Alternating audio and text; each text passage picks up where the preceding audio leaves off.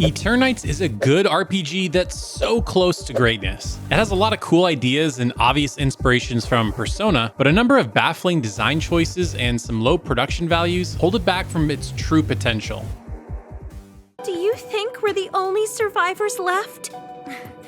For the last time, stop talking about that. In Eternights, you play as this bland-looking dude trying to find love on dating apps. Your best friend Chani, who fancies himself a ladies' man, does his best to help you out on your romantic adventures. All seems to be going well for you as you get your first match when all of a sudden, the apocalypse occurs. The Eternights virus breaks out all across the world, turning people into monsters. You and Chani attempt to escape and find yourselves hiding in underground shelters. Eventually, you find yourselves on a train that proves to be a strong shelter and your new base of operations for the adventure ahead. In a way that I won't spoil, you also now have a magical arm that serves as a strong weapon against the monstrous threat. An unknown voice aboard the train enlists your aid to try and reverse the virus and save the world. It sounds like a strong premise and a strong opening, right? However, this is little more than window dressing and an excuse to crawl through dungeons. Much like Persona, I feel like the main story isn't nearly as interesting as the various character stories that you'll dive into throughout the game. After a certain point, you're let loose to spend your time freely. You can go dungeon crawling or spend time with your friends. And as you spend time with your friends, you'll learn more about them, become stronger, and you'll even find love. Each character has a neat backstory that you'll want to learn more about. As someone who played sports in high school, I could really relate to Min's story. It was all about learning about her team and how she grew stronger because of them. It was also great to bond with my best bro, Chani. At the end of his social link, he really opens up and becomes vulnerable in a cool way. In fact, all the characters are very well written and well acted. For a game that clearly has a smaller budget, that was surprising. You could easily plug in any of these actors into a Persona game and I feel like they'd fit right in. In fact, Xanthi Huynh, who plays Min, plays Haru in Persona 5, and Alejandro Saab, who plays Chani, is playing Akihiko in the upcoming Persona 3 Reload. What's also really cool is that whoever you choose as your love interest has a massive impact on the end of the game, giving Eternights plenty of replay value. In fact, the actual post-credits ending is something that you'll never see coming.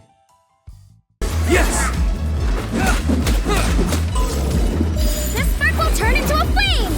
Eternights is a mix of action dungeon crawling with a healthy dose of dating sim elements and a sprinkle of puzzles. If you've ever played any of the modern Persona games, the game loop will feel quite familiar. After the intro, you're given a time limit to complete the current dungeon or the world ends. The amount of time given is extremely generous and you can usually complete the dungeon in one day. Now, days have mornings and evenings where you can participate in activities. Now, you can only go dungeon crawling in the morning with evenings reserved for other activities. Now, when you're not exploring a post-apocalyptic South Korea, you'll have plenty of time to hang out with your friends to forge bonds. And each time you hang out with a character, there's a really cool story event that allows you to get to know them in deeper ways. In fact, some characters have mini dungeons that you have to fight through. You can also go scavenging for items where you have to find a particular item in a particular location. If you're successful, you get a few stat points with each character that you go with, giving you different stat points. And if you do it successfully as well, you'll get white essence, which is used for unlocking nodes and character skill trees. The variety of activities is not as robust as Persona, as obviously it's not a high school setting with various clubs and side jobs that you can work. There's really only so much you can do in the apocalypse on a train. That said, the game does have great pacing as all of the activities felt rewarding and really never overstayed their welcome. Now, before I dive deeper into any of the social link aspects, I want to talk about the dungeon crawling and the combat. The combat system in Eternights is a real-time action one. You have a basic combo string, but there is a heavy emphasis on quick time events. Most basic enemies can be defeated with normal combos or your abilities, but certain enemies have a shield that you need to break through before you can actually damage them. To do this, you'll need to build up a meter, which unleashes a stronger attack. During this attack, you'll have to complete a variety of quick time events, and if you do it successfully, you'll break through the shield and now you can damage those enemies. And some enemies have elemental affinity, so you'll have to use your party members to hit them with the appropriate element. These quick time events actually give the combat a fun rhythm as it forces you to focus for brief moments instead of just mindlessly hacking away. That said, it can be frustrating if you choose the wrong element or if you mess up the quick time event, you won't break the shield and you'll have to do it all over again. After playing for a few hours, I personally never really had a problem with this, but I know this could be annoying for some. Eternights also has a heavy emphasis on perfect dodges. Enemies will glow red for a brief second, warning you that you should dodge. Now, if you nail a perfect dodge, the game will slow to a crawl, allowing you to wail on enemies and dish out big damage. This was pretty fun at the beginning, but kind of got more annoying as the game went on, as it became harder to do with bigger groups of enemies, and some enemies require you to do a perfect dodge for you to even hit them. To be blunt, you'll need to get good at this mechanic or you're gonna have a bad time. Personally, I feel like Eternights is one of those games that you don't want to put down and come back 2 weeks later because your muscle memory with how the game works is gonna get rusty, so I feel like it's better to just kind of blast through it, especially considering it only takes about 10 hours for a single playthrough. Now, despite what you might be seeing on screen right now, you can only control the main character. The other parties that are running around with you are only there to provide support through special abilities. Now, you have 2 energy meters. One is for your character's special attacks, which you can refill by hitting enemies. The other is for party member attacks, which include shielding you from hits, doing magical attacks, and healing. This system is unquestionably Eternights' biggest flaw. For one, once you expend this particular meter in a dungeon, there's virtually no way to refill it. There's no items in the game and you can't hit enemies to refill it. The one exception is that there is an ability deep in a skill tree that once you complete a full combo, it refills that bar 5%, and then if you upgrade it further, it can be 10%. That sounds like a lot, but it was almost never helpful in a fight for me. Now, this is important because Yuna's healing ability is the only way to heal in a dungeon. Again, like I said, there's no items, you can't refill your health at checkpoints, nothing. There's also another ability that you can unlock that refills life once you complete a combo, but again, it barely makes a difference. This gets really annoying in the second half of the game when the dungeons get bigger and bosses have multiple phases. If you use up all your healing, well, good luck, you just have to get those perfect dodges. I wonder if the idea behind this restriction was to force you to go back to the train more often, but what I ended up doing was just dying on purpose and abusing the checkpoint respawns that refill your meter. The dungeons themselves were fun to explore, but I found myself getting lost a lot. Most levels are very dark and look the same, so it's kind of hard to know which direction I was coming from or where I'm supposed to go next. And not having a mini-map doesn't help. I feel like the designers kind of got lazy at some point and just started putting arrows around levels like, hey, go this way, idiot. There were also some cool puzzles, and I enjoyed them quite a bit, like ones where you have to move in a particular order, cat eyes on posters that match up to certain other cat eyes. It sounds weird, but once you get there, you'll understand what I'm talking about. But again, I'd be lying if I said the dungeons were easy to navigate. A mini-map or some easier navigation would have been nice.